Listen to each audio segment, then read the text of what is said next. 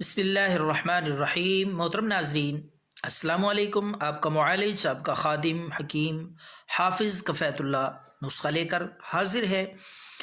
तो ये नुस्ख़ा है ख़ारिश के लिए, एलर्जी के लिए। बेशुमार नुस्खे मैंने अपलोड किए हैं, सारे ही इफ़ेक्टिव हैं। देखें, अल्लाह पाक किसी को किसी चीज़ से फ़ायदा और शिफा दे देते हैं और किसी को किसी दूसरी चीज़ से, दूसरी दवाई और नुस्खे से। हर एक के लिए मजाज के एतबार से, तबीयत के एतबार से, उम्र के एतबार से मुख्तलिफ़ चीज़ें कारगर और फ़ायदामंद साबित हो सकती हैं।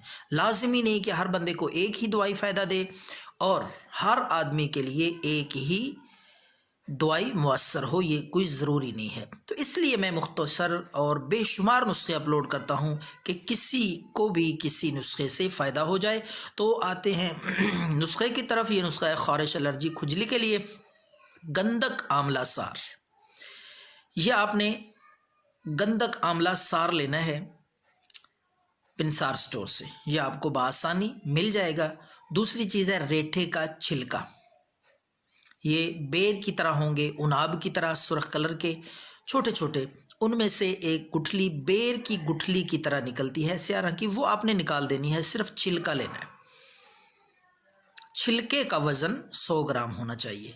यह आपको 200 ग्राम लेने पड़ेंगे। छीलकर उनको छिलका उतार के गुठलियाँ फेंक दें तो वो आपका छिलका 100 ग्राम रह जाएगा। तीसरी चीज़ है काली ज़ीरी।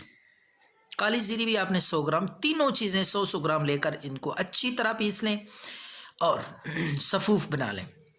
अब मैं आपको इसका तरीका इस्तेमाल बताता हूँ ख़ारिश के लिए, एलर्जी के लिए। अगर छोटे बच्चे हैं, छोटे बच्चों को अगर ख़ारिश है 2 साल से लेकर 7 साल तक के बच्चों तक, ये आपने सुबह, दोपहर, शाम छोटा कैप्सूल 250 ml का वो एक खिला दें पानी में।